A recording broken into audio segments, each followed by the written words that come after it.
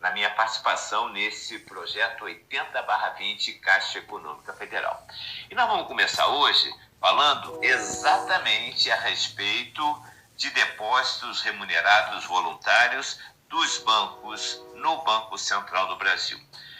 No nosso edital fala discussão a respeito dos depósitos remunerados, depósitos voluntários remunerados dos bancos comerciais no Banco Central do Brasil.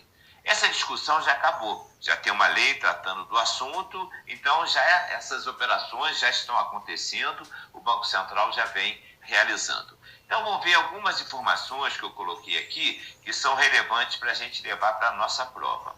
Então vamos lembrar disso aqui, ó. O depósito remunerado voluntário do Banco Central, ele visa diminuir as operações compromissadas realizadas pelo Banco Central e diminuir a dívida pública federal. Por quê? Porque toda vez que o Banco Central faz uma operação compromissada, ela impacta a dívida pública federal. Quando o Banco Central ele quer retirar dinheiro da economia, ele faz uso da venda de títulos públicos federais. Se por um acaso não houver títulos disponíveis, o Tesouro Nacional tem que emitir esse título. Isso aumenta a dívida pública federal. E além disso, outra informação. É uma alternativa para o Banco Central controlar a quantidade de moeda em circulação no sistema financeiro, ou seja, controlar a liquidez bancária que tem impacto sobre a inflação sem afetar a dívida pública. Tá? Na prática, se diz o seguinte: as despesas que o Banco Central tem nas operações compromissadas, ele também terá nesse tipo de operação de depósitos remunerados voluntários dos bancos comerciais no Banco Central do Brasil.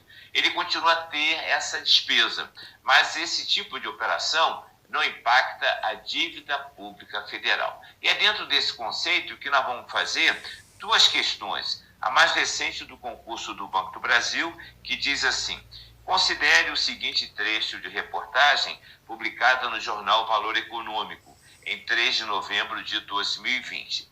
O plenário do Senado aprovou agora há pouco um projeto que possibilita ao Banco Central substituir as operações compromissadas pelo depósito voluntário remunerado das instituições financeiras. O texto segue agora para a Câmara dos Deputados. Então, essa notícia foi de 2021. Continuando. O principal argumento em defesa da adoção dos depósitos das instituições financeiras remunerados pelo Banco Central do Brasil, BCB, é que esse mecanismo adicional de política monetária, então vamos guardar isso, é verdade, é um mecanismo adicional, um mecanismo extra de política monetária, que possibilita ao Banco Central retirar dinheiro da economia quando ele achar interessante, quando ele necessitar. Dando continuidade, esse mecanismo adicional de política monetária teria efeito nulo sobre as despesas financeiras do Banco Central do Brasil. Teria efeito nulo nas despesas do Banco Central do Brasil? Não. O Banco Central do Brasil, ele continuará tendo as mesmas despesas. Tem um efeito que realmente eu posso considerar nulo, não vai afetar, mas não é as despesas financeiras do Banco Central. Nós vamos chegar na resposta correta já já. Será que então a alternativa de letra B teria impacto financeiro idêntico às das operações compromissadas? Sobre o aspecto financeiro, o impacto não é mesmo não, tá? Nós teremos um impacto diferente, porque o impacto financeiro das operações compromissadas, eles comprometem a dívida pública federal e os depósitos voluntários remunerados não comprometem. Por conta disso, não dá para aproveitar a alternativa de letra B. Vamos ver a alternativa de letra C. Estimularia a redução das taxas de juros praticadas pelos bancos comerciais. Não, isso aqui não tem impacto algum nas taxas de juros praticadas pelos bancos comerciais. Então, não dá para aproveitar. Então, vamos adiante. Será que dá para aproveitar a letra D? Fomentaria, apoiaria, incentivaria o sistema de crédito bancário. A gente pode concordar com isso? Não, não tem nada a ver com apoiar o sistema de crédito bancário de forma alguma.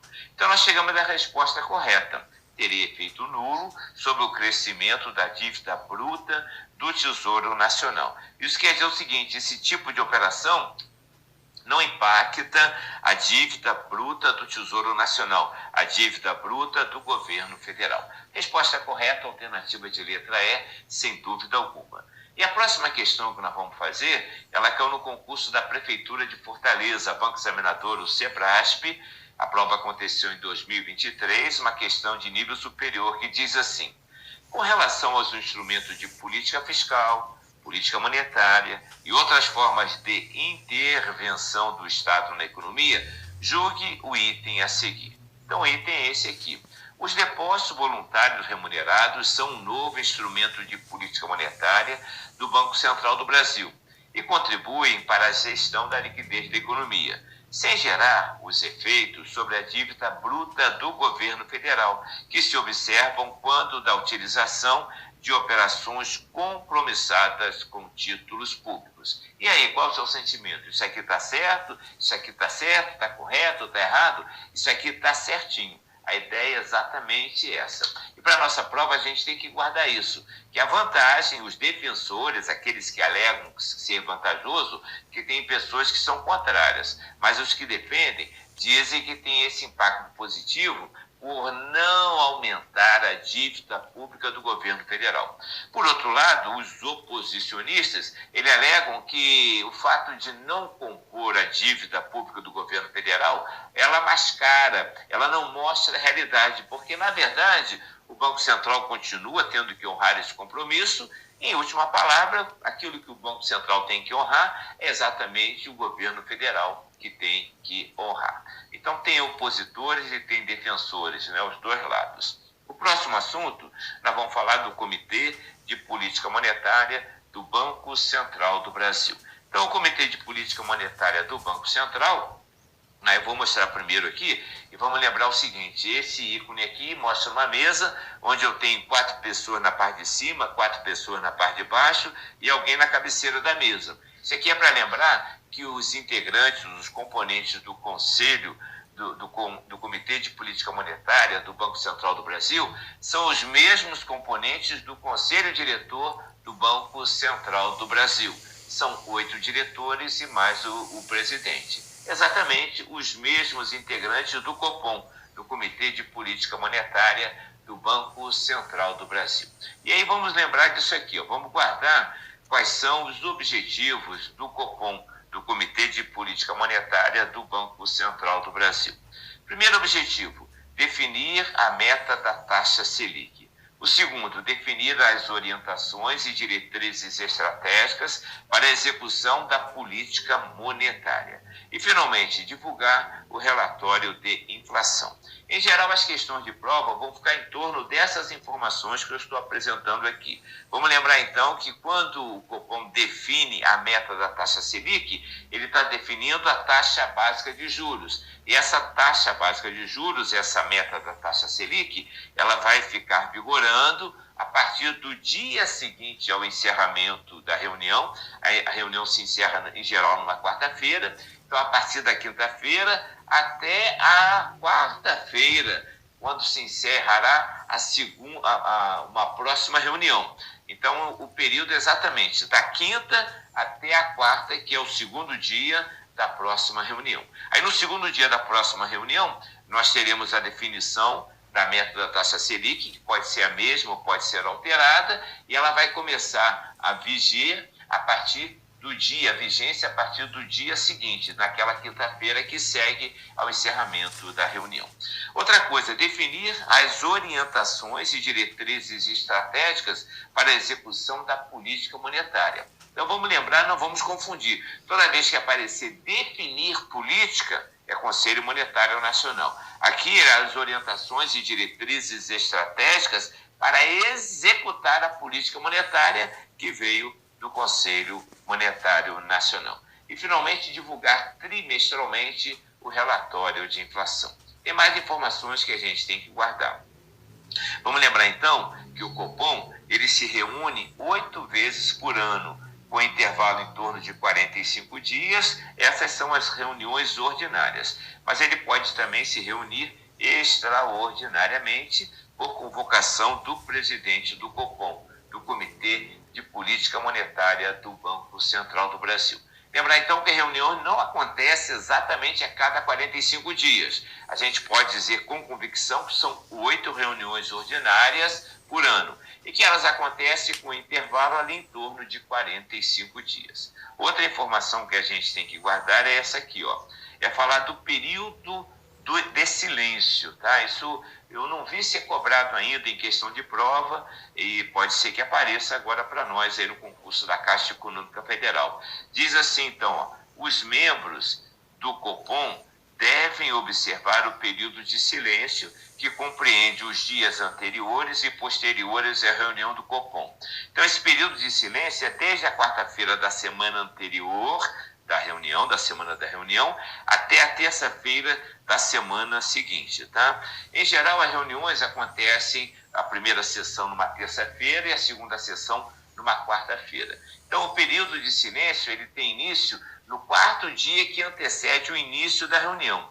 Se começa numa terça, o primeiro dia que antecede é a segunda-feira. O segundo dia é a sexta-feira da semana anterior.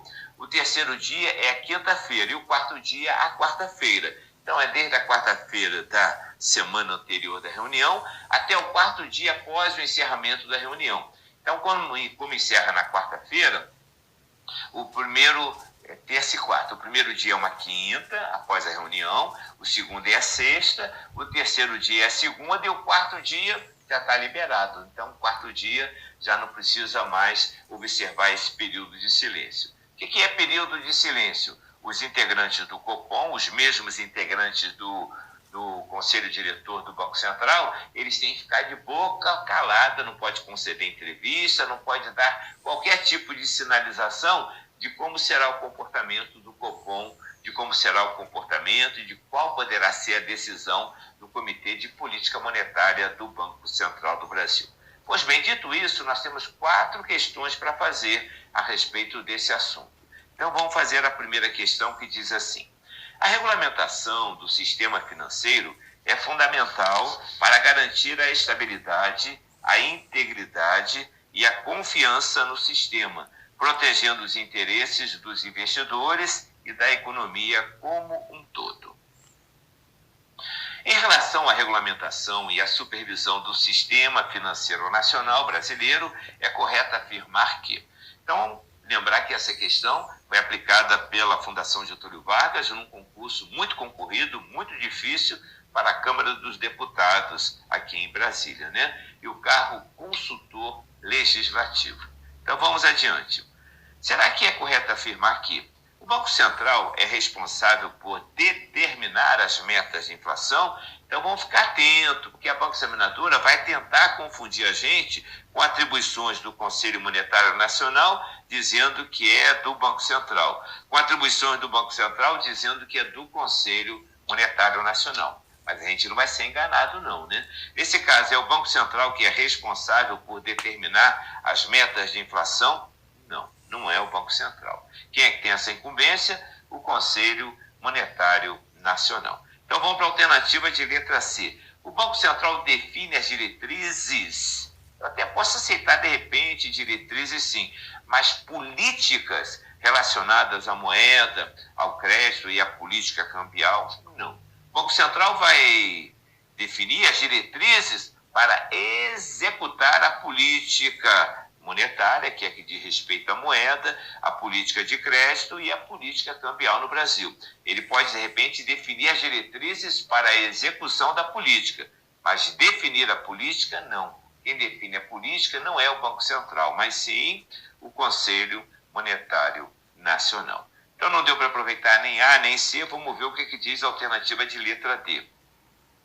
O Conselho Monetário Nacional executa, eita ferro, essa palavra aqui quando aparece, tem alguma chance da gente considerar como correto? A gente sabe que o Conselho Monetário Nacional nunca executa coisa alguma. Então, gente, não tem chance da gente aproveitar isso como certa, como correta, né? Então, já estou aqui eliminando. É o Banco Central que executa as políticas monetárias e cambiais.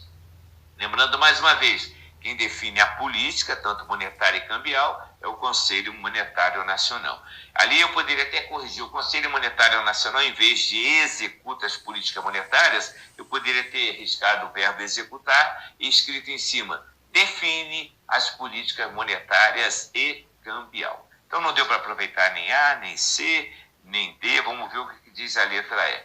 A CVM, a Comissão de Valores Mobiliários, é responsável por manter a inflação sob controle ao redor da meta de inflação? Será que cabe sim a CVM? Não. Isso é papel de quem? É papel do Bacen, do Banco Central do Brasil. Então, o Banco Central, de fato, ele é responsável, sim, por manter a inflação sob controle ao redor da meta de inflação. Meta esta de inflação definida, a gente sabe, pelo Conselho Monetário Nacional. Então, não deu para aproveitar nem A, nem C, nem D, nem E. Vamos ver, então, a resposta correta, que é a alternativa de letra B. O Copom, o Comitê de Política Monetária, é responsável por determinar a taxa básica de juros, com certeza, também conhecida como taxa Selic meta. Taxa básica de juros, taxa Selic meta. Então, acho que a resposta é muito tranquila, resposta correta, alternativa de letra B. Vamos para a próxima questão. A próxima questão também da Fundação Getúlio Vargas, para o cargo de consultor legislativo, prova que aconteceu agora, ano passado, em 2023, né? E é sobre o Copom. E diz assim, o Comitê de Política Monetária é formado por membros do Banco Central do Brasil. De fato, né, eu já mostrei para vocês, até no resumo que eu fiz, mostrei aquela mesa com 4 integrantes em cima, 4 embaixo, representando os 8 diretores do Conselho Diretor do Banco Central do Brasil e na ponta o presidente do Banco Central. Então, o Comitê de Política Monetária é formado por membros do Banco Central, sim, pelos membros que compõem o Conselho Diretor do Banco Central. Um dos objetivos do Comitê de Política Monetária é definir. Será que é um dos objetivos do Comitê de Política Monetária definir a taxa de câmbio da economia? Então, olha só, é Copom, Comitê de Política Monetária. Não é Comitê de Política Cambial. Se fosse Comitê de Política Cambial, não seria Copom, seria COCAM, seria alguma coisa por aí, né? Então, ele não define, não tem esse papel de definir a taxa de câmbio na economia. Lembrando que não há autoridade monetária aqui no Brasil, o Banco Central, ele não define a taxa de câmbio, tá? Vamos lembrar que o regime cambial no Brasil é regime de câmbio flutuante. Regime de câmbio flutuante sujo, porque eventualmente o Banco Central ele intervém e, de uma certa maneira, ele interfere na taxa de câmbio que está sendo praticada no país. Mas daí dizer que ele define a taxa de câmbio, não. E o Copom, menos ainda. Então não dá para aproveitar, tá? Então, um dos objetivos do Comitê de Política Monetária não é definir a taxa de câmbio da economia, mas sim a taxa básica de juros, a taxa Selic meta, que é a resposta correta, a gente já vai chegar nela já já. Um dos objetivos do Comitê de Política Monetária é definir a quantidade de títulos negociados nos leilões de mercado aberto. Então, olha só, a quantidade de títulos negociados nos leilões de mercado aberto, ela é definida pelo Tesouro Nacional. O que são leilões de mercado aberto? Tá?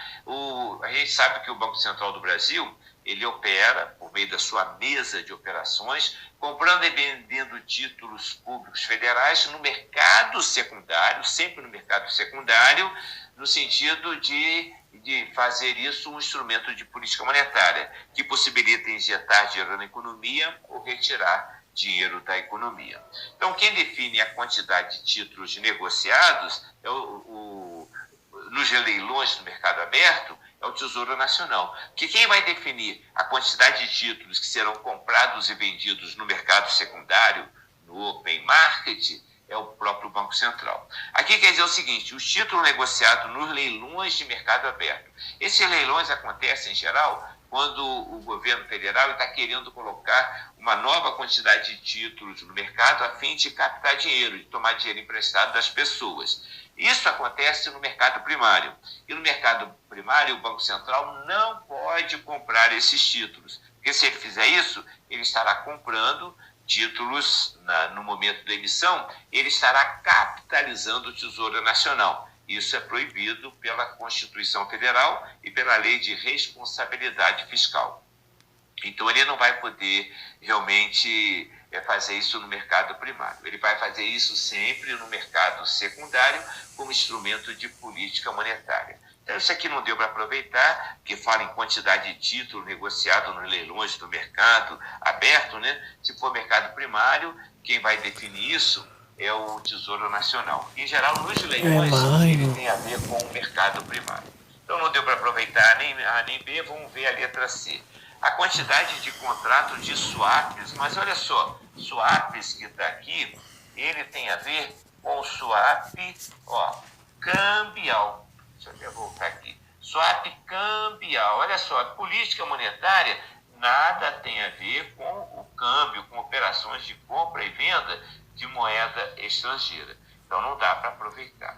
Então, vamos ver o que diz a alternativa de letra E. Será que um dos objetivos do Comitê de Política Monetária é definir a meta de inflação e seu intervalo de tolerância? Não. Quem define a meta de inflação é o Conselho Monetário Nacional. Então, um dos objetivos do Comitê de Política Monetária é definir a taxa Selic, também conhecida como taxa básica de juros. Resposta correta, alternativa de letra D, sem dúvida alguma. Então, fizemos já duas questões, né, que dá para a gente ter uma ideia de como é que as bancas examinadoras cobram esse assunto. Vamos para a terceira questão, que trata do Copom. Caiu no concurso do Banestes, também a Fundação Getúlio Vargas. A prova foi aplicada em 2023 e o cargo é de analista econômico financeiro. E diz assim: acerca do Comitê de Política Monetária, o Copom, assinale a afirmativa correta. Então, vamos ver a primeira. É no Copom que define a meta para a inflação? Será que é no Copom, gente? Eu acho que a gente tem convicção que não, né? Não é no Copom. Onde é que é definida a meta de inflação? Ora, é no Conselho Monetário Nacional. Lembrando que a meta de inflação ela tem que ser definida com 3 anos de antecedência. Então, até 30 de junho do terceiro ano que antecede ao ano da meta, até 30 de junho, tem que ser definida a meta de inflação. Então, estamos em 2024. Até 30 de junho de 2024, tem que ser definida a meta de inflação para 2027. Para 2024, a meta de inflação foi definida até 30 de junho de 2021. Então, não deu para aproveitar. Vamos ver a letra C. O regulamento do Copom estabelece que a deliberação tem de se dar por unanimidade dos votos. É por unanimidade? Não. É por maioria simples de voto. Então, vamos aproveitar e lembrar o seguinte, que as reuniões do Copom elas têm que acontecer com, no mínimo, a presença da metade dos diretores. São 8, então tem que ter pelo menos 4, mais a presença do presidente do Copom, que é o presidente do Banco Central. Então, o mínimo de componentes que tem que ter para que uma reunião do Copom possa acontecer são 5 componentes. Então, vamos ver agora o que diz a alternativa de letra D. Não se divulga qual foi o voto de cada membro do Copom. Divulga sim, tá? Esse não está errado.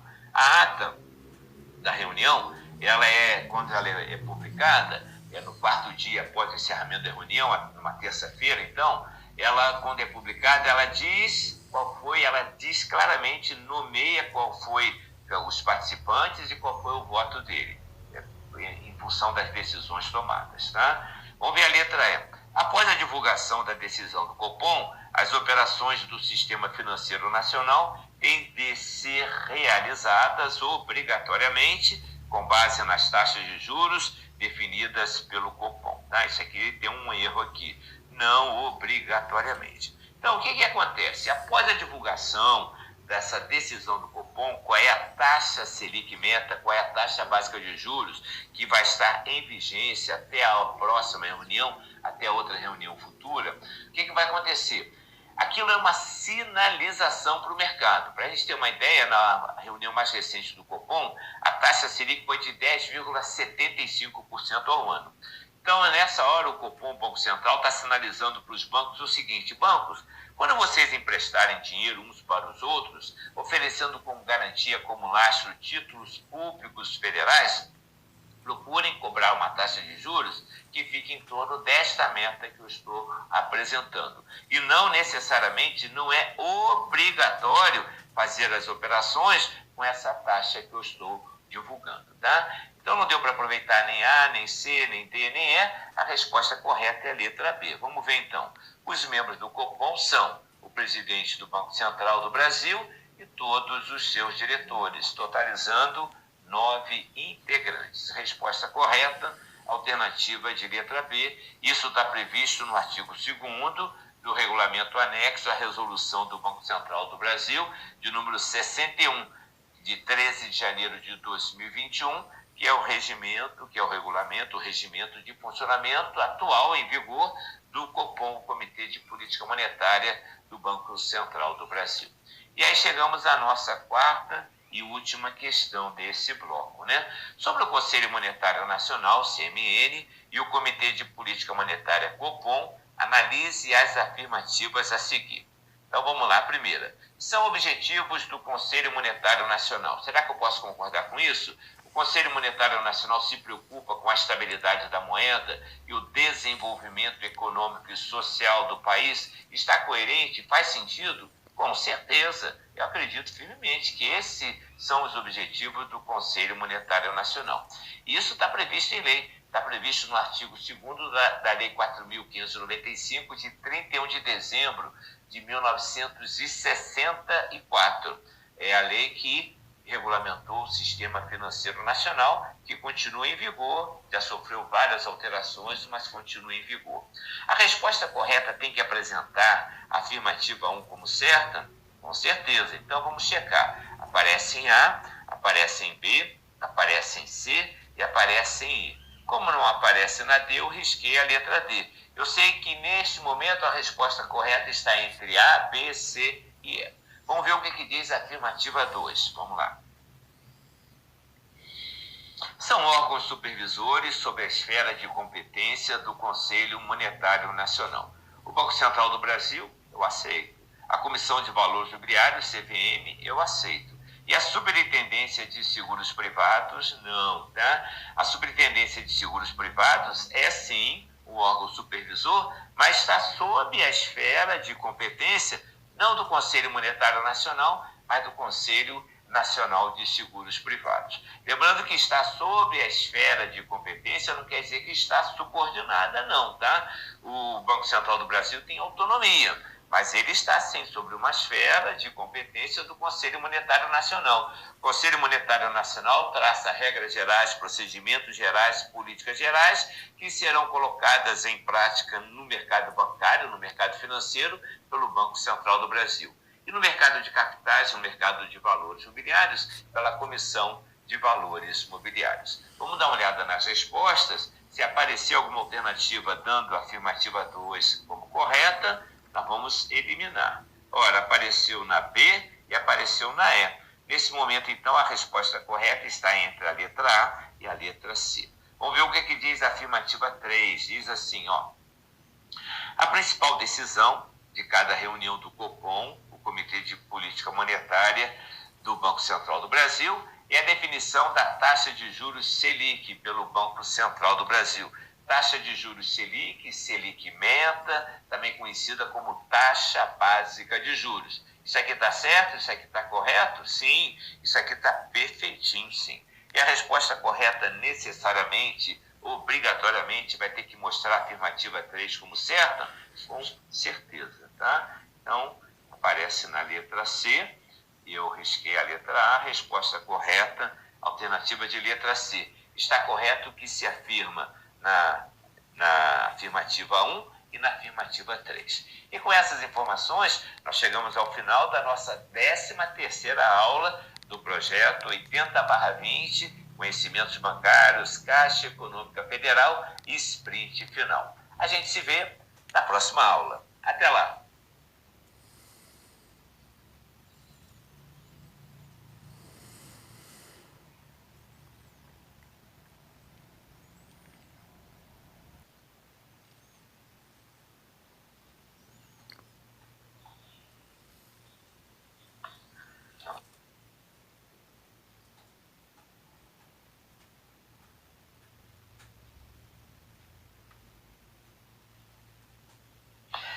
estamos de volta para a nossa penúltima aula, a 14ª aula de 15 desse projeto 80/20 Caixa Econômica Federal, Conhecimentos Bancários e Sprint Final. E nessa aula, nós vamos começar conversando a respeito dos cartões de crédito. Então, os cartões de crédito, chamado dinheiro de plástico, afinal de contas, né, aquele cartão físico, ele tem um formato de um cartão e é feito com matéria plástica, por isso também chamado de dinheiro de plástico, porque o cartão de crédito, ele é um instrumento de pagamento. Com ele a gente consegue fazer o pagamento de bens e serviços, mas nós temos hoje também já a figura do cartão de crédito virtual, aquele que já fica inserido hoje no nosso telefone celular. Então as coisas têm evoluído bastante, de tal sorte que não preciso mais ter o plástico, né, o cartão de plástico mesmo, para poder as operações acontecerem. Então vamos lembrar, com relação a cartão de crédito, as seguintes informações. É um meio de pagamento com limite de crédito pré-definido. Então é um meio de pagamento, é um instrumento sim de pagamento, ele possibilita o pagamento de bens e serviços, como eu mencionei, e detalhe, a gente efetua o pagamento sem fazer uso de moeda alguma, sem fazer uso de dinheiro algum. Aí não tem envolvido moeda escritural, não tem moeda em espécie, dinheiro vivo, nem moeda eletrônica. O pagamento é feito por meio de crédito. O vendedor me entrega a mercadoria porque eu tenho crédito, eu tenho limite de crédito. Se a transação foi aprovada, é porque eu tenho limite de crédito. E ele sabe que, sendo a operação aprovada, ele vai receber o valor correspondente numa data futura, independentemente de eu pagar ou não a fatura. Tá? Legal. Então vamos lá. Pode ser básico ou diferenciado. O básico, ele só serve para o basicão mesmo, ou seja, só para efetuar o pagamento de bens e serviços. E o diferenciado, além de possibilitar o pagamento de bens e serviços, ele também oferece a possibilidade, a oportunidade para que o portador do cartão, para o cliente, ele possa participar de algum tipo de benefício, em especial programas de milhares, programas de pontuação. Lembrando que tanto o básico quanto o diferenciado, eles podem ser de uso nacional ou de uso internacional. Ainda sobre o cartão de crédito, lembrar que a permanência no rotativo só pode, hoje tem regra dizendo que só pode ser até a fatura do mês seguinte. O que é isso? Vamos supor que eu tenho um limite de cartão de crédito de R$1.000 e que eu utilizei os R$1.000 todinhos. Chegou a minha fatura, eu paguei só R$500, sobraram R$500 no crédito rotativo. Pois bem, esses R$500, antigamente, ele poderia ser rolado no crédito rotativo de forma infinita, indefinida. Agora não. Agora tem regra do Conselho Monetário Nacional dizendo o seguinte, que só vai permanecer no crédito rotativo até a fatura seguinte. Então, em geral, a gente diz que vai ficar em torno de 30 dias, que é o prazo entre uma fatura e outra fatura. E aí, quando chegar a outra fatura, aquele valor que estava no crédito rotativo, ele não pode mais permanecer ali. Ele vai ter que ser quitado ou com recursos próprios do portador do cartão, ou então por meio de algum financiamento, alguma linha de crédito que deverá ser oferecida pela administradora do cartão de crédito e com condições mais favoráveis, ou seja, com taxas de juros mais baratas, mais em conta do que aquelas taxas de juros praticadas lá no crédito rotativo. Então essa aqui é a ideia. Outra informação, em caso de inadimplência, os encargos financeiros serão no máximo igual ao principal. Eu dei o exemplo que o meu limite de cartão de crédito era R$1.000, aí chegou a fatura, eu paguei 500, ficaram R$500. Se eu, por acaso, não pagar esses R$500 posteriormente, poderão ser cobrados encargos financeiros e juros, sim. Mas tem uma lei recente do projeto Desenrola para fazer com que os endividados consigam regularizar a sua situação, diz claramente que os encargos financeiros no cartão de crédito, naquilo que a pessoa está devendo, ele só pode ser no máximo igual à dívida. Então, no meu exemplo, se eu estava devendo R$500, os encargos financeiros só podem ser no máximo outros R$500. E aí, para finalizar, lembrar que há a possibilidade de cobrança de 5 tarifas. A tarifa de anuidade, a tarifa de emissão de segunda via do cartão, a tarifa por uso do cartão para saque em espécie, a tarifa por uso do cartão para pagamento de contas, por exemplo, faturas e boletos de cobranças de produtos e serviços, e também uma tarifa que diz respeito a pedido de avaliação emergencial do limite de crédito. Pois bem, sobre o cartão de crédito, nós temos 3 questões para fazer. E a primeira questão, ela foi aplicada no concurso do Banestes, o Banco do Estado do Espírito Santo, prova aplicada pela Fundação Getúlio Vargas em 2023. Ele vai falar de alguns produtos bancários, entre eles o cartão de crédito. Em relação aos produtos bancários, analise as afirmativas a seguir. Então, olha só, a remuneração dos depósitos de poupança, composta pela taxa referencial, TR, acrescida de 0,5% ao mês, só é aplicada enquanto a meta da taxa de juros Selic ao ano for superior a 8,5% ao ano. Isso aqui está certo? Sim. De fato, quando a taxa Selic meta for superior a 8,5%, o depositante de caderneta de poupança ele vai receber sim 0,5% ao mês, mais a variação da TR. Mas eu tenho uma informação aqui, tem algo que vai deixar a gente numa situação meio apertada, não só a gente, mas a banca examinadora, como eu vou mostrar. É isso aqui, ó. Está dizendo que só é aplicada nessa situação. É só nessa situação? Não, lembra que quando a gente estuda a caderneta de poupança, eu digo que depósitos realizados até 3 de maio de 2012, eles têm essa remuneração de 0,5% ao mês, mais a variação da TR. Então, não é só nessa situação. Essa situação é correta, a banca examinadora deu como certa, mas não é só nessa situação, não. Tá? Então, vamos adiante. Vamos dar uma olhada nas alternativas. A resposta correta tem que apresentar a afirmativa 1 como certa.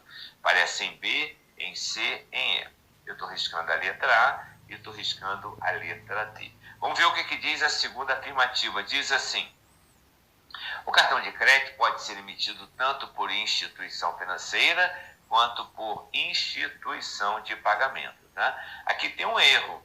Só pode ser emitido por instituição de pagamento. Instituição financeira não emite cartão de crédito. Então, vamos dar uma olhada na resposta. Se aparecer alguma dando a 2 como certa, eu vou riscar. Estou riscando B, estou riscando D, estou riscando A, E. E aí, o que eu percebo? A 3 está dizendo aqui que está certa, que está correta. Vamos conferir? Então, a afirmativa 3 diz o quê? O crédito rural pode ser destinado a custeio, investimento, comercialização e industrialização de produtos agropecuários e de sua produção? Com certeza, isso aqui está certinho. O crédito rural são essas 4 possibilidades mesmo. E a resposta correta tem que apresentar a afirmativa 3 como certa, né? Então, bacana. Você é aluno aqui do Gran Concursos, aluno do professor Cid, com certeza tinha que marcar a alternativa de letra C como correta. Mas olha só o que eu estou notando embaixo. O gabarito preliminar deu como certa a letra E. E o gabarito definitivo anulou a questão. Então, olha só, ele considerou como a afirmativa 2 como correta, que instituição financeira poderia emitir cartão de crédito. Não, é só a instituição de pagamento.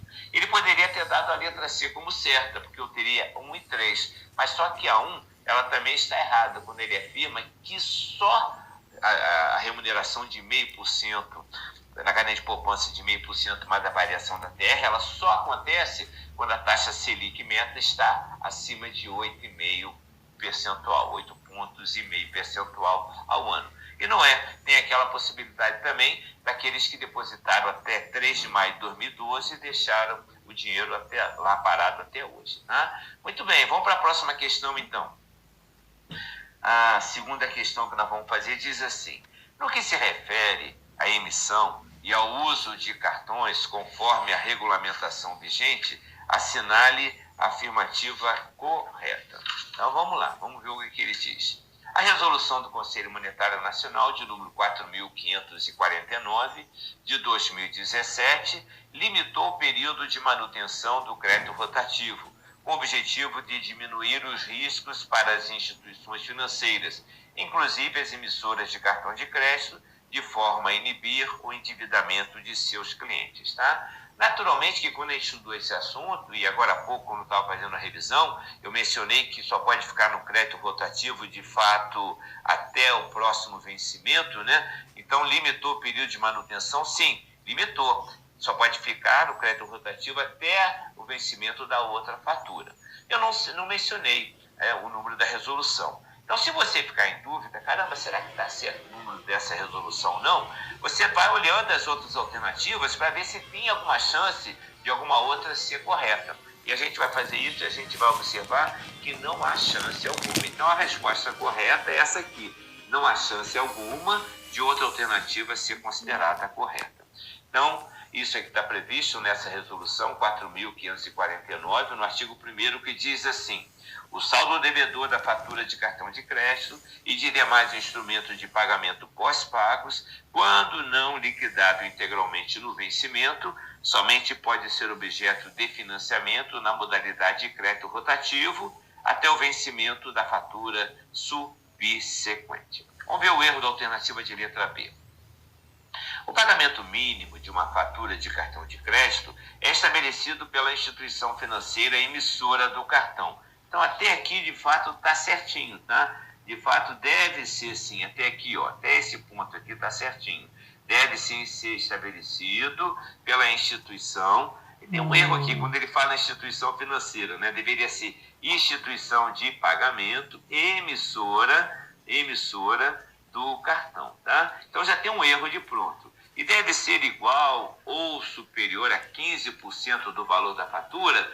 Não tem essa regra não, tá? Cada administradora de cartão de crédito, ela vai definir o percentual que achar, vai variar de administradora para administradora e vai variar também de cliente para cliente. Então, eu risquei instituição financeira e a alternativa ficaria correta assim, ó. O pagamento mínimo de uma fatura de cartão de crédito é estabelecido pela administradora do cartão, do jeito que quiser, do jeito que bem entender, lembrando que varia de administradora para administradora, e na mesma administradora pode variar de cliente para cliente. Então, não tinha chance de aproveitar a letra B. Vamos ver o erro da letra C. O cartão pré-pago viabiliza a carga ou recarga de valores exclusivamente em reais. E aí, gente, lembrar mais uma vez, né? Toda vez que aparece essa palavra aqui, exclusivamente, a chance do comando, em 99,9%, ele está errado. E nesse caso está errado sim, porque o cartão pré-pago, ele viabiliza sim a carga ou recarga de valores, mas esse exclusivamente aqui está errado, não dá para aproveitar. Então, ele vai recarga de valores em reais e também em moedas estrangeiras. Vamos ver a letra D. Na abertura de uma conta corrente, o banco deve viabilizar a movimentação da conta, conforme a obrigatoriedade normativa quanto ao fornecimento de cartão de débito. Tá bacana, de cartão de débito. Tá escrito aqui, ó, seja ele físico ou virtual, tá? O físico eu aceito, mas o virtual não, tá? O físico de fato estaria correto, mas o virtual não é obrigatório. É uma evolução, hoje já estão oferecendo, mas o normativo, que é a resolução de número 3.919 do Conselho Monetário Nacional, não prevê, não fala ainda em cartão de crédito virtual. Até porque isso foi em 2010, eu acho que não tinha nem chance da gente ter 14 anos atrás o cartão virtual como a gente tem hoje, né? Vamos ver o erro, então, da alternativa de letra E. As sociedades administradoras de cartões são responsáveis pelas emissões de cartão de crédito, sendo supervisionadas pelo Banco Central do Brasil. Isso aqui está certo, a alternativa de letra E está certo sim, tá? A Banca Examinadora considerou errada. O BRB, foi o IAD, né, que fez essa questão, e ele considerou isso aqui como errado. Mas isso aqui está certo sim, né? Foi objeto de recurso, mas a Banca Examinadora manteve a alternativa de letra A como correta. Então, não tem chance aqui. E aí, essa foi a última questão. Não, ainda tem mais uma. Vamos lá. Diz assim, ó. Os cartões de crédito são às vezes chamados de dinheiro de plástico. Seu uso crescente como meio de pagamento implica vários aspectos, exceto. Então, Então, eu estou aqui destacando a palavra exceto, lembrando então que eu terei 5 alternativas, 4 corretas e uma errada, a exceção. Então, vamos ver aqui. A primeira diz assim: ganho sobre a inflação para os possuidores de cartão sendo os valores das compras pagos apenas no vencimento do cartão. Esse é um aspecto que implica, sim, o cartão de crédito? Com certeza. Isso aqui, gente, isso aqui está certinho. O que quer dizer? Quer dizer o seguinte: se eu comprar hoje com meu cartão de crédito 5 quilos de café e a compra for R$100, vai ficar registrada na minha fatura R$100, 5 quilos de café. Se o café aumentar, até o dia de eu pagar a fatura, se ele aumentar para R$25, eu vou continuar pagando os R$20 para quitar aquela compra que eu fiz anteriormente. Então, tem ganho, sim, em relação à inflação. Vamos ver a alternativa de letra B. Crédito automático até certo limite para os possuidores de cartão. Isso é um aspecto que realmente a gente pode considerar como correto, como certo? Sem dúvida alguma. Alternativa de letra D. Aumento da segurança da transação, tanto para o comprador quanto para o vendedor. Aumento da segurança fazendo uso do cartão de crédito em relação ao uso, de repente, de cheque, até o uso de dinheiro também, porque de repente o lojista pode ser assaltado e esse dinheiro vai embora. E o comprovante de transação de cartão de crédito, ele não vai perder o dinheiro por conta de um assalto, não. Vai receber sim na data combinada. Isso aqui está certo. Na data combinada pela administradora de cartão de crédito. Indução ao crescimento de vendas para os estabelecimentos credenciados. Gente, o cartão de crédito ele contribui para o aumento das vendas? Com certeza, porque o comprador acaba comprando mesmo sem ter dinheiro. Ele compra levando em conta o limite de crédito. Então, isso aqui está certinho. O que está errado? Vamos ver. Aumento da demanda do papel moeda pelos possuidores de cartão para pagamento de suas transações. Gente, isso aqui está errado, né? A gente não pode considerar com isso, não. Quem usa cartão de crédito, quanto mais ele usa cartão de crédito, mais que ele está dizendo, o seu uso crescente, na segunda linha do preâmbulo, seu uso crescente com o meio de pagamento implica em aumento da demanda de papel, moeda, dinheiro vivo pelos portadores de cartão para pagamento de suas transações? De jeito algum. E eu vou então para o nosso segundo assunto desse bloco. Ele trata de moedas e ativos digitais, blockchain, Bitcoin e demais criptomoedas. E essa questão às vezes assusta as pessoas, mas tem alguns conceitos bem tranquilos que a gente vai guardar, que eu vou apresentar agora, que em geral as questões de prova giram em torno disso. Primeiro, o blockchain é a tecnologia. Blockchain, cadeia de blocos. Então, são blocos encadeados. É uma tecnologia que dá muita segurança para que as criptomoedas possam acontecer, mas também está sendo utilizada em outros tipos de estabelecimentos, como cartórios, por exemplo, porque a característica desse blockchain é quando um bloco de dado ele se completa e aparece o outro logo a seguir, o que vem logo a seguir, ele impossibilita qualquer alteração no conteúdo dos blocos anteriores, tá? Então, a tecnologia que possibilita as criptomoedas é o blockchain. O Bitcoin é a criptomoeda. Ela é emitida de forma descentralizada, sem supervisão de Banco Central e tem uma quantidade limitada. O Bitcoin, que é um tipo de criptomoeda, se diz que a quantidade dele será exatamente de 21 milhões de unidades de Bitcoin. Outra coisa, mineração é o processo para se obter a criptomoeda. Então, existe um processamento, fórmulas matemáticas extremamente complexas, que fazem uso de tecnologia, de computadores extremamente modernos, e esse processo, então, ele tem a denominação de mineração.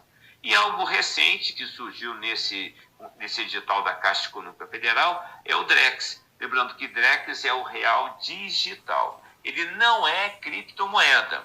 É uma moeda centralizada e emitida pelo Banco Central do Brasil, sem quantidade limitada. Então, o Drex nada mais é do que o real, que em vez de ser naquela modalidade que a gente conhece como dinheiro vivo, em cédulas ou moeda metálica, ou então naquela modalidade que a gente conhece de moeda eletrônica, é uma moeda digital, representada nessa forma digital. Mas ela não é considerada criptomoeda, valor dela, em princípio, é o mesmo do real em papel moeda, ou então do real em moeda metálica. Dito isso, nós temos 4 questões para fazer tratando desse assunto. A primeira diz assim: existem grupos que trabalham cooperativamente para validar as transações na blockchain, por meio da solução de cálculos complexos, e que concordam em dividir proporcionalmente recompensas de bloco entre eles, de acordo com sua contribuição nesse trabalho. Tais grupos são chamados de quê? Grupos de data lake, dados, lake, lago, eu não sei, isso aqui eu não conheço. Letra B, então serão redes de extração, também não é o correto, não. Letra C, cooperativa de blocos, também não é, não. Então, será que é pools de distribuição? Também não, tá? Pools de mineração, resposta correta, alternativa de letra D, né? Professor, mas quando a gente estudou esse assunto, quando nós estudamos com o senhor não falou em pools de mineração. Não, aqui é para dificultar a vida da gente. Pools são grupamentos, grupos com o objetivo de minerar, com o objetivo de extrair a criptomoeda. A resposta correta, por eliminação, com jogo de cintura, sem dúvida alguma, alternativa de letra D. Então vamos ver a próxima questão. Próxima questão, concurso do Banco do Brasil 2021, diz assim: a cliente de um banco está chateada com as taxas bancárias sobre as suas transações e para manter a sua conta corrente. Então, o que ela quer fazer? Ela está pensando em investir em criptomoedas para ter mais domínio sobre o seu dinheiro e não pagar tantas taxas. Gente, isso aqui é ilusório, né? Não dá para a gente sair da conta corrente e achar que vai para uma conta de criptomoedas, isso vai resolver a nossa vida. Até porque a criptomoeda ela não tem aceitação generalizada e nem tem custo forçado na economia brasileira. O que tem custo forçado, ou seja, que todos são obrigados a aceitar, é a moeda oficial brasileira, que é o real. Mas tudo bem, em termos de prova, a gente assume o preâmbulo como verdade absoluta e vai encontrar a alternativa correta, aquela que a banca examinadora quer que a gente aponte como correta. Vamos adiante. As criptomoedas válidas que ela tem para investir nesse momento são, tá? Então é uma questão bem complicada, porque nós temos cerca hoje aí, alguns defendem até 19 mil tipos de criptomoedas diferentes. Então a gente não vai saber o nome delas todas, né? A mais comum, a mais conhecida, a primeira que surgiu é o Bitcoin. Mas vamos ver o quê? Vamos ver o que a gente consegue fazer para matar essa questão. As criptomoedas válidas que ela tem para investir nesse momento são Bitcoin, sim, mas Bitmoeda, isso não existe. Zen e Bitmoeda, também não, tá? Ethereum existe, mas Toque Cardume, também não. Letra E, Bitcoin existe, mas Toque Cardume não. A resposta correta é Bitcoin e Ethereum. São duas criptomoedas muito conhecidas. Mas é aquela história, são 19 mil opções, né? Então, criptomoedas mais negociadas são a Bitcoin, Ethereum, a Bitcoin Cash, a Lite, não sei se é Lite ou Litecoin, e a outra deve ser Ripple, alguma coisa nesse sentido aí da língua inglesa. Tranquilo? Então, nós fizemos essa questão sobre criptomoeda e vamos fazer a próxima. Nós temos 4 questões sobre criptomoeda, sobre blockchain, para a gente fazer. A próxima diz assim: leia as considerações seguintes sobre o expressivo crescimento das criptomoedas nas movimentações financeiras internacionais. Então, tem umas considerações interessantes. Diz assim: criptomoeda, ou moeda criptografada, é um ativo digital denominado na própria unidade de conta que é emitido e transacionado de modo descentralizado, independentemente de registro ou validação por parte de intermediários centrais, com validade e integridade de dados assegurada por tecnologia criptográfica e de consenso em rede. Trata-se de instrumentos desenhados para viabilizar transferências de valores em rede de maneira segura e independente de um sistema de intermediação financeira. É um texto longo.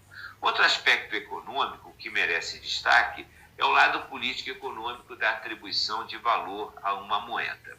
As moedas estatais de curso forçado contam não apenas com reservas legais, mas também com uma infraestrutura estatal ou privada fortemente regulada, seja regra, regulamentos, e com as políticas monetárias e cambial oficiais.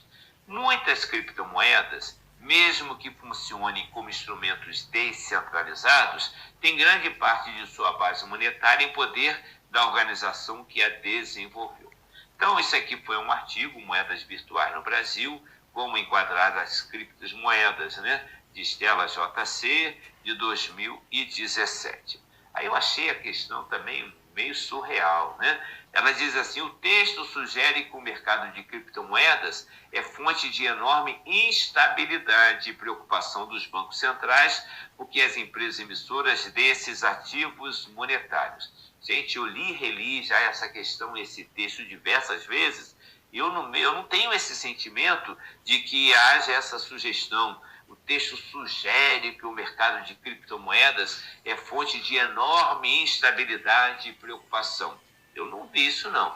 Mas tudo bem, a banca examinadora está dizendo, eu tenho que assumir isso como verdade absoluta e ver o que ela quer como resposta correta, né? Será que é porque as empresas emissoras desses ativos monetários forçam o enquadramento das criptomoedas na mesma categoria das demais moedas eletrônicas já existentes? A essa forçação de barra, não. Não há e nem o texto sugere isso não, tá? Vamos ver então a alternativa de letra B. Será que vinculam a unidade de conta das criptomoedas às principais moedas conversíveis, como o dólar norte-americano e o euro? Há esse vínculo? Não, não tem esse vínculo não, e o texto não sugere isso de jeito algum. Então vamos adiante. Alternativa de letra C. São reguladas pelos bancos centrais. O texto não sugere isso e não são reguladas pelos bancos centrais. Então não deu para aproveitar. Alternativa de letra D. Tem enorme capacidade de manipulação da taxa de câmbio entre a criptomoeda emitida e os demais ativos digitais. Então, olha só, o Banco Central, a banca examinadora, a Sesgran Rio, entendeu que nesse texto sugere isso aí. Eu não vi essa sugestão, não, mas é a resposta da banca examinadora. Conseguiram transformá-los, a letra E, no principal meio de troca utilizado nas transações financeiras internacionais. Será que é, de fato, o principal meio de troca utilizado nas transações financeiras internacionais? Não. A principal moeda, meio de troca, é o dólar. E assim, quem está agora tendo uma força também, presença muito forte, é o Yuan, a moeda chinesa, tá? Então, olha só, com um certo jogo de cintura, com uma certa boa vontade, uma certa malíciazinha, a gente chegaria na alternativa de letra D. Mas é uma questão mesmo que não ficou legal, né? Dizer que o texto sugere isso não tem fundamento, não. E aí nós chegamos à última questão desse nosso bloco, e é a questão que diz assim, ó: a blockchain é um tipo específico de banco de dados distribuído, no qual há uma cadeia de blocos ordenados e interligados, com garantia de ordem cronológica. Bacana, tá? Isso aqui serve como aprendizado, de fato, uma definição bem técnica, correta e perfeita do que seja blockchain. E aí diz assim, ó: os dados registrados nos blocos podem variar de transações financeiras a contratos inteligentes. Então, aquilo que é registrado na blockchain pode variar de transações financeiras, criptomoedas são transações financeiras, mas também contratos inteligentes. Hoje está havendo muito tipo de contrato de procurações, documentos e cartórios, utilizando essa tecnologia de blockchain. Na blockchain da Bitcoin, as entidades que registram novos blocos na cadeia são chamadas de... Então, gente, é o surgimento de novos blocos, novas moedas. Então, será que são chamados de quê? De conectores? Não. Será que são chamados de gerenciadores? Também não. Será que são chamados de registradores? Também não. Será que são chamados de trabalhadores? Também não. Será que são chamados de mineradores? Com certeza, essa é a resposta correta, sim, alternativa de letra D.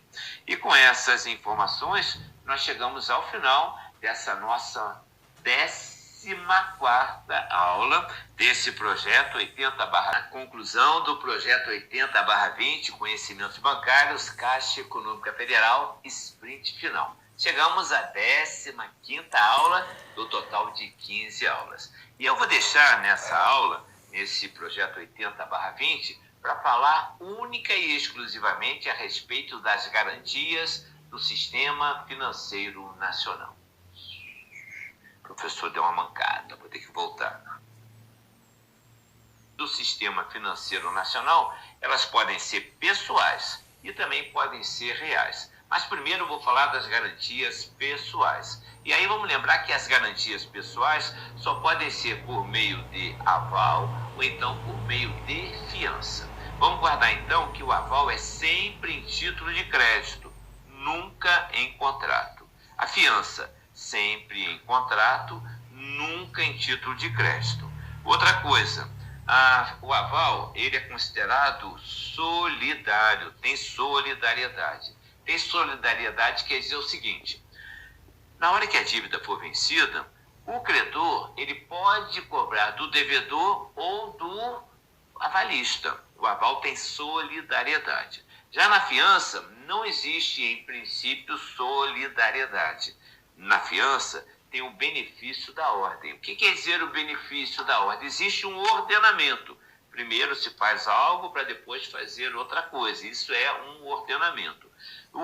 Na fiança, dentro desse princípio da ordem, o credor, vencida a dívida, primeiro ele tem que cobrar do devedor.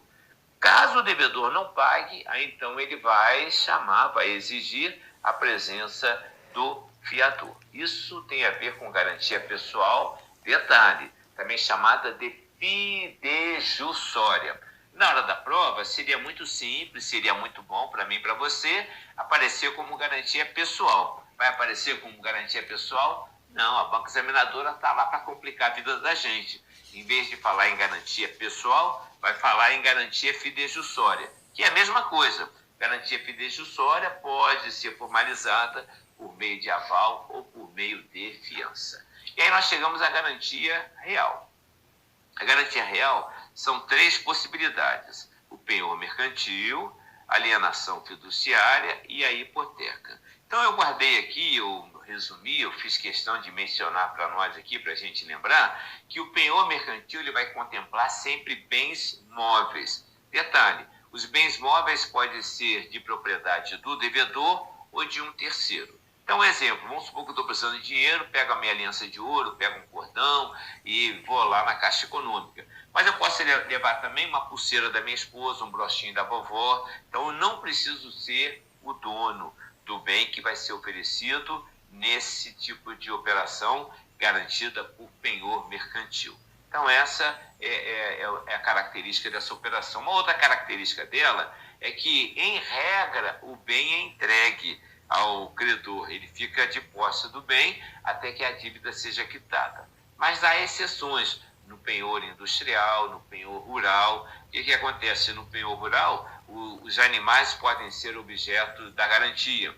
Ou então o penhor agrícola, ou a produção agrícola pode ser objeto da garantia. Só que não tem, de repente, ainda não foi produzido ainda, foi tomado um crédito rural para produzir feijão. Não tem um feijão colhido ainda. Quando ele for colhido, ele é garantia da operação. E os animais estão sendo criados, eles ficam também de posse do produtor, de posse do devedor. Então, em regra, que a mercadoria, o produto, seja entregue ao credor, mas há exceções, como eu mencionei. Tá? Vamos ver agora a alienação fiduciária. Na alienação fiduciária, ela contempla bens móveis e imóveis, implica na transferência de propriedade e possibilita a execução extrajudicial. Na alienação fiduciária tem uma novidade, houve um marco aí regulatório das garantias que possibilita agora que o mesmo bem seja objeto de mais de uma alienação fiduciária. Então, o mesmo bem pode ser oferecido em garantia em mais de uma operação. Naturalmente, assim, se o bem ele tiver um valor de R$ 500.000, então ele vai garantir uma operação de 200, ele ainda de 200 mil, ele pode garantir também uma outra operação e dar espaço para garantir uma outra operação de R$ 300.000. A execução extrajudicial, ou seja, é que não é preciso uma decisão judicial para que possa ser executado, ou seja, para que o bem seja reintegrado, ele seja tomado no caso da dívida ficar em atraso. E ela contempla bens móveis e bens imóveis, esse tipo de operação. Ainda voltando aqui, implica na transferência da propriedade. Então, é uma transferência da propriedade, o devedor fica com a posse. Lembrando que essa transferência de propriedade, o credor não pode fazer coisa alguma, a não ser que o devedor atrase o pagamento das parcelas combinadas, atrase o pagamento da dívida. Aí sim, o credor poderá pegar o bem e vender no mercado e, com valor apurado, utilizar para quitar a dívida. E, finalmente, a hipoteca é bem imóvel, que pode ser objeto da hipoteca, embora haja exceção, ou seja, há bens que se movem, mas que também podem ser objeto de hipoteca. E aí isso é bem pouco. São as aeronaves, os navios e as estradas de ferro. Naturalmente que a estrada de ferro, ela por si só, ela não se move, mas a locomotiva e os vagões se movem sim, tá? E uma novidade também nesse marco legal das garantias é que, atualmente, a hipoteca também pode ser tratada, pode ser executada de forma extrajudicial. Antes desse marco legal, só podia haver execução de caráter judicial. Então, esse é o resumo que nós temos a respeito de garantias do sistema financeiro nacional e eu tenho 7 questões para a gente fazer. Vamos então para a primeira questão, que diz assim: para minorar o risco de não realização dos compromissos assumidos, as operações de crédito envolvem diversas formas de garantia. Então, olha só, toda operação de crédito ela está sujeita a um risco denominado o risco de crédito. O que é o risco de crédito? É a possibilidade que existe em toda operação de crédito do banco levar um calote do cliente, ou seja, do banco não receber de volta o dinheiro emprestado. Então, para minorar esse risco, às vezes já vem questão de prova, para mitigar, quer dizer, esse risco, para atenuar, para diminuir esse risco, ou seja, de não realização dos compromissos assumidos, ou seja, do não pagamento da dívida, as operações de crédito envolvem diversas formas de garantia. Vamos lembrar que garantia não é determinante para que o profissional da área de crédito decida pela concessão ou não do crédito. O crédito vai ser liberado e o profissional só vai liberar se ele acreditar que aquela operação ela tem condições de ter um retorno normal. Ou seja, sai dinheiro, volta dinheiro acrescido dos juros combinados. Para isso, ele vai fazer um estudo, vai ver qual é a renda do proponente, ou então qual é a receita, se for uma empresa, para tomar decisão, para verificar se o risco de crédito ele é muito alto ou ele é pequeno, porque o risco de crédito ele sempre vai existir. Se o risco de crédito for muito alto, o profissional, de repente, decide não conceder o crédito. E lembrando que a taxa de juros, ela sofre um impacto, um reflexo do risco de crédito. Quanto maior o risco de crédito, maior a taxa de juros praticada na operação. Vamos adiante.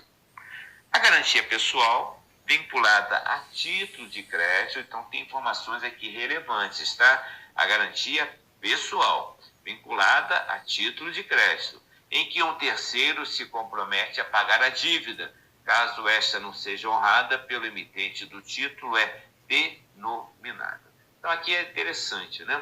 A garantia pessoal tem essa característica diferente da garantia real. Na garantia pessoal, uma pessoa diz assim: se o devedor não pagar a dívida, quem vai pagar essa dívida sou eu. Na garantia real, não. Algo de real, de concreto, é dado em garantia. Se por um acaso a dívida não for paga, aquele algo de real vai ser tomado, vai ser vendido no mercado e o valor apurado com essa venda vai ser utilizado para quitar a dívida. Tranquilo?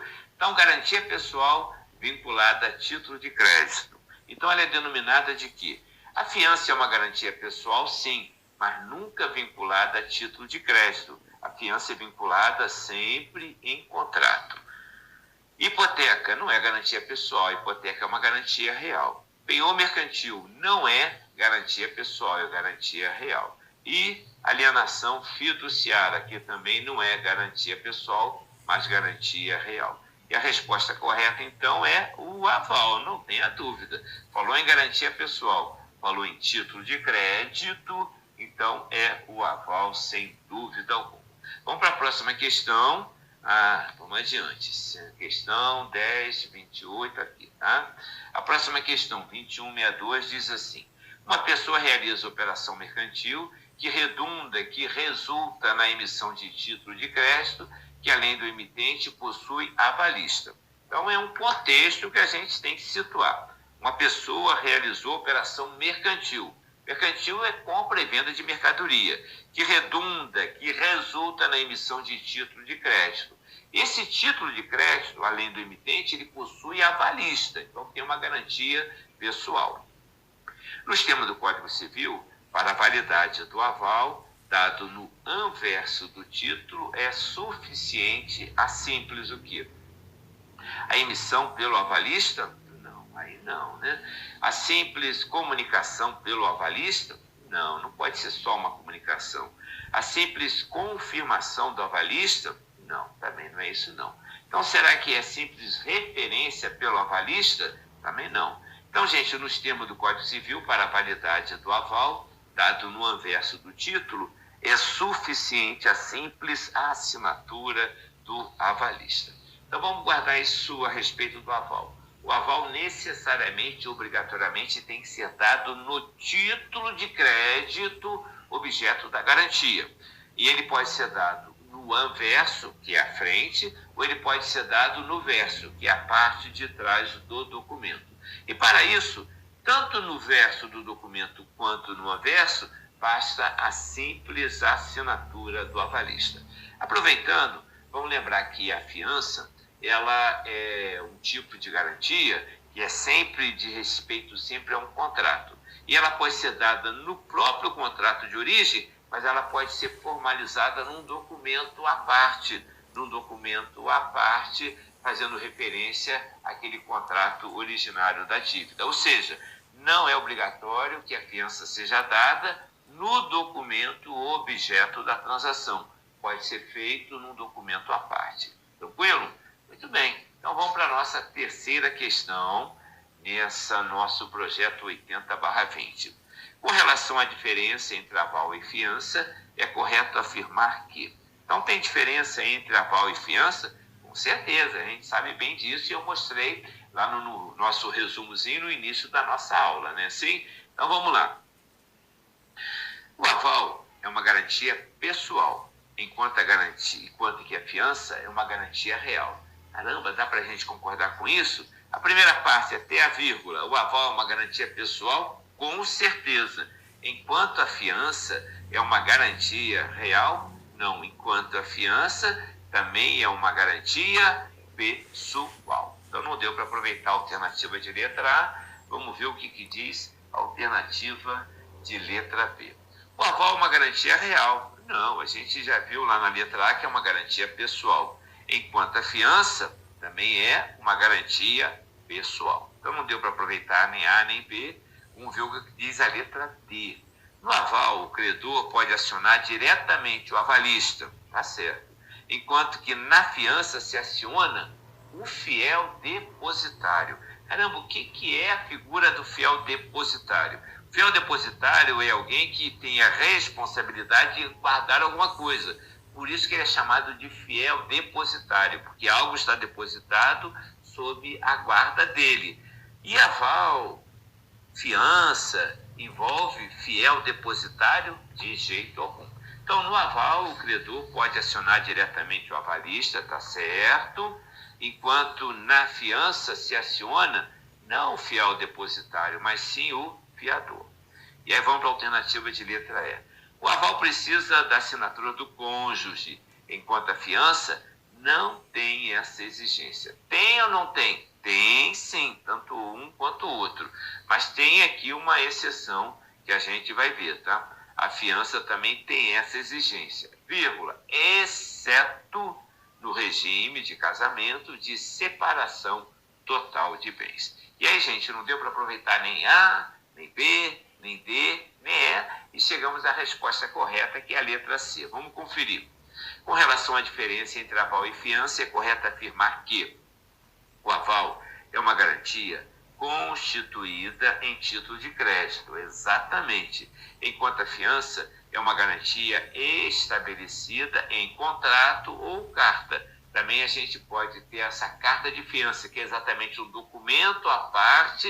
Como eu já falei, a fiança não necessariamente, ela não é obrigatória que seja no próprio contrato de origem, diferentemente do aval, que o aval tem que ser dado no título de crédito, não pode ser dado um aval à parte. Então a resposta correta é a alternativa de letra C, sem dúvida alguma. Vamos para a próxima questão. A próxima questão, ela diz assim: o titular da propriedade de inúmeros bens desenvolve também várias atividades mercantis. O que são atividades mercantis? Compra e venda de mercadorias. E tem necessidade de garantir por hipoteca um determinado contrato. E aí vamos adiante. Ele diz assim: nos termos do Código Civil, podem ser objeto de hipoteca. Então, o que pode ser objeto de hipoteca? Então, a regra é que sejam bens imóveis. Tem exceção? Tem. Vamos ver se está dentro da regra ou se está dentro da exceção. Então, vamos lá. Animais de estimação? Nunca. É bem imóvel, é a regra. Criações exóticas? Não, nunca. Letra C, gado de corte? Não, a regra é que sejam bens imóveis, tá? Obras de arte? Também não. E a letra D, navios. Caramba, professor, o senhor está dizendo que a regra é que sejam bens imóveis. Sim, mas tem exceção, tá? São bens que, por conta do seu alto valor, como é o caso de navios, aeronaves e estradas de ferro, eles podem sim ser contemplados como garantia na modalidade de hipoteca. Resposta correta, alternativa de letra D, sem dúvida alguma. Vamos para a próxima questão, que diz assim: a garantia real em que o devedor detém a posse de um bem, mas transfere temporariamente ao credor a propriedade desse mesmo bem, dado como garantia até que a dívida seja totalmente quitada, é denominada. Gente, esse preâmbulo, ele está perfeitinho como definição da resposta que a gente vai encontrar agora, né? Que a gente já sabe qual é. Qual é o tipo de garantia real que implica na transferência da propriedade desse bem temporariamente, até que a dívida seja totalmente quitada. Qual é a resposta correta? Vamos ver. Então, é uma garantia real, isso aqui é destaque. Será que é fiança? Sem chance alguma, até porque fiança é garantia pessoal. Então, não dá para aproveitar. Então, será que é o aval? Não, o aval também não tem chance alguma, porque o aval é uma garantia pessoal. Então, será que é o penhor civil? O penhor civil não transfere a propriedade. Pode ser até que transfira a posse, haja a entrega da mercadoria, mas a propriedade não. Ele fica só com a posse enquanto a dívida perdurar. E aí, será que é penhor mercantil? Também não. A resposta correta é a alternativa de letra D, alienação fiduciária. Então, quando eu e você, quando a gente quis comprar um carro financiado, parcelado, a gente tinha a intenção de transferir a propriedade daquele veículo, daquele carro, para o credor? Não, não tinha. Mas quando a alienação fiduciária ela é formalizada, isso implica na transferência da propriedade. Transfere a propriedade e o devedor fica com a posse, fazendo uso do bem, devendo zelar, tendo todo o cuidado, como se ele fosse o proprietário. Porque é o seguinte, paga o último centavo da dívida, existe uma cláusula chamada assim, cláusula resolutiva expressa, nesse contrato de alienação fiduciária. Já fica expressamente resoluto, já fica expressamente resolvido, determinado o seguinte: paga o último centavo da dívida, volta imediatamente a propriedade para o antigo devedor. Paga o último centavo, volta. Por isso que é uma transferência, transfere temporariamente. Resposta correta, alternativa de letra D, sem dúvida alguma.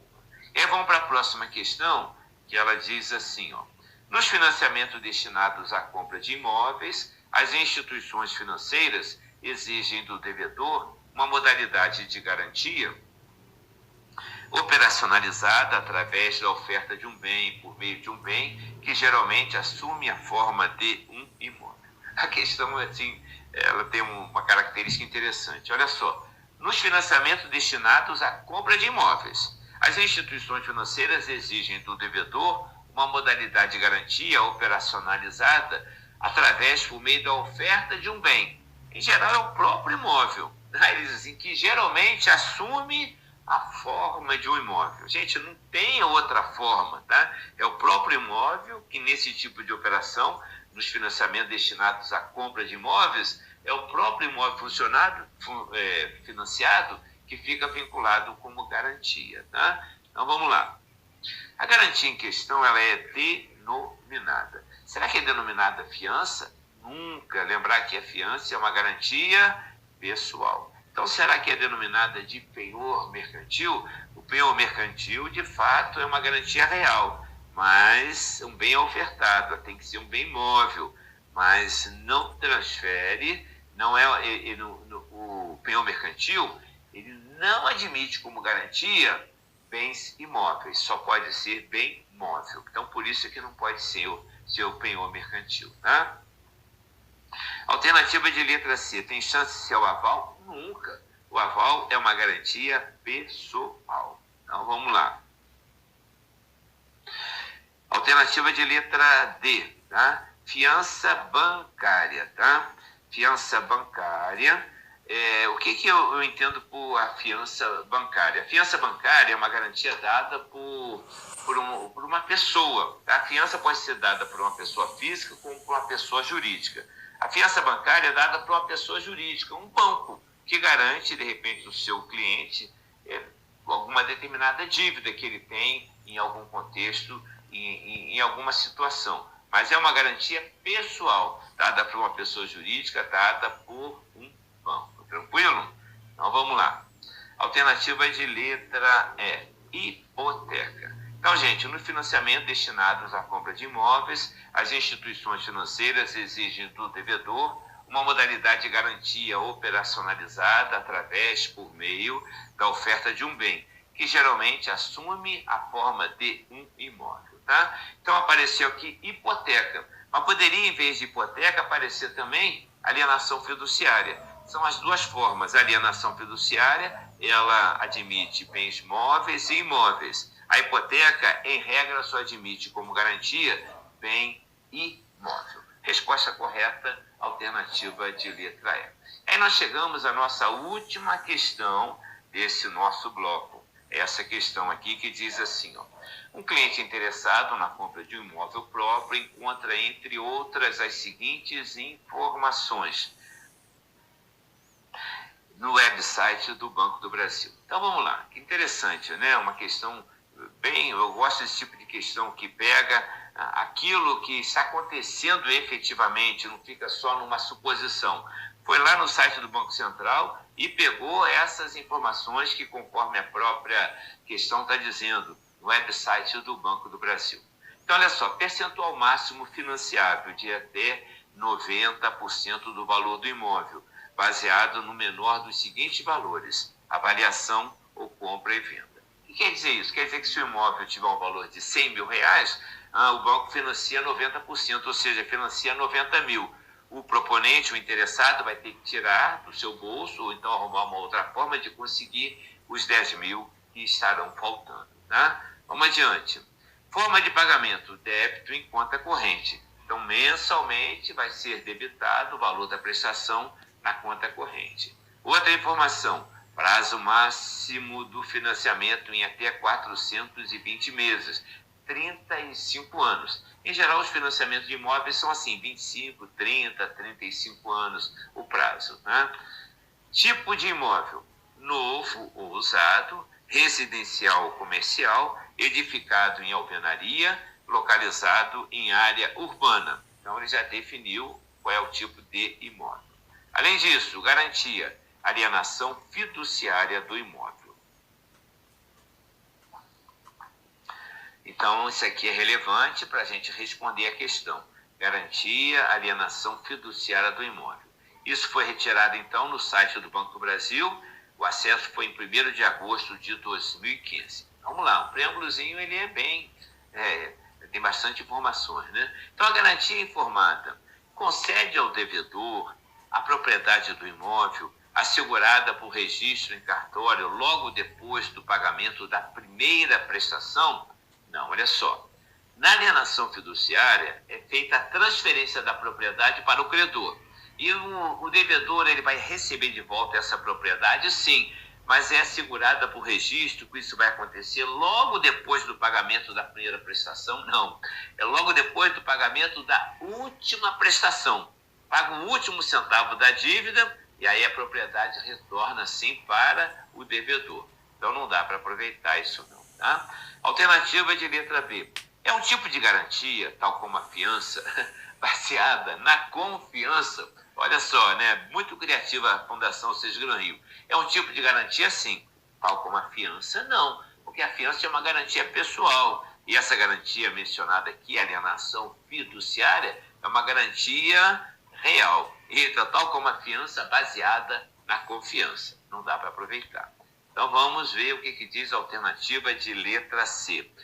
Possui o mesmo teor legal da hipoteca. Não, de pronto, hipoteca é uma coisa e alienação fiduciária é outra, tá? Não tem o mesmo teor legal não, tá? Já que proporciona ao credor o direito de reaver o imóvel em caso de inadimplência do devedor depois de finalizado o processo judicial. Tá? Então, a alienação fiduciária, ela não precisa de processo judicial.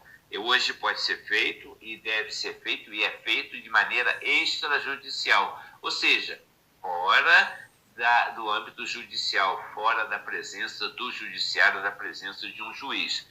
A hipoteca, até recentemente, só podia ser por meio judicial, mas houve um marco legal, uma lei recente, em que alterou essa situação. 2 mudanças aconteceram, é bom a gente guardar. Primeira, admitiu que o mesmo bem possa ser objeto de garantias diferentes em alienação fiduciárias em diferentes situações, em diferentes contratos. A hipoteca já admitia isso, o mesmo bem ser garantido por hipoteca em diversos contratos, tá? A alienação fiduciária antes não era admitido isso, mas agora é admitido.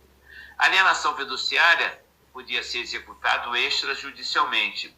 A hipoteca somente judicialmente. Isso em 2015 era verdade, mas atualmente não. A hipoteca também pode ser executada de forma extrajudicial. Mas, de fato, não tem o mesmo teor legal, tá? Tem normativo legal totalmente diferente um do outro. A garantia informada, vamos ver a alternativa de letra D. Possibilita ao credor, diferentemente da hipoteca, executar o bem sob garantia sem que seja necessário recorrer ao Poder Judiciário, caso o devedor se torne irremediavelmente inadimplente. Então, olha só, isso aqui em 2015 era verdadeiro. Então, estou trazendo essa questão para aproveitar, para dizer o seguinte, que hoje já não é mais verdadeiro, porque a hipoteca hoje também pode ser executada de forma extrajudicial. Essa questão está desatualizada. Para o nosso estudo, vale a pena para a gente destacar essa informação. E, finalmente, a alternativa de letra E. Permite que o credor coloque o imóvel em leilão público em caso de inadimplência do devedor, ficando aquele, ou seja, o credor, obrigado a repassar à União eventuais diferenças quando houver entre o valor arrecadado e o valor da dívida. Está dizendo o seguinte, então a pessoa tem uma dívida de 300 mil reais, aí o imóvel ele é retomado e vendido no mercado. Foi vendido por 400 mil reais. O banco ele vai ficar só com 300 mil, ele tem que ficar com o valor correspondente da dívida. E os 100 mil que sobra, ele está dizendo que deve ser repassado para a União. Está certo isso? Não. Deve ser repassado, sim, mas ao devedor. Essa sobra, essa diferença, ela deve ser entregue ao devedor. Então, vamos ficar atentos, foi boa essa questão, para a gente lembrar, então, que a alienação fiduciária, hoje, existe a possibilidade do mesmo bem servir de garantia para contratos diferentes na modalidade de alienação fiduciária Isso já acontecia antes com a hipoteca, o mesmo bem poderia ser objeto de hipotecas em contratos diferentes. E a outra mudança é que a hipoteca, que antes só podia ser executada judicialmente, agora pode ser executada extrajudicialmente, ou seja, fora do âmbito judiciário. E com essas informações, nós chegamos ao final da nossa 15ª aula, a nossa última aula desse projeto 80/20, Conhecimentos Bancários para a Caixa Econômica Federal, e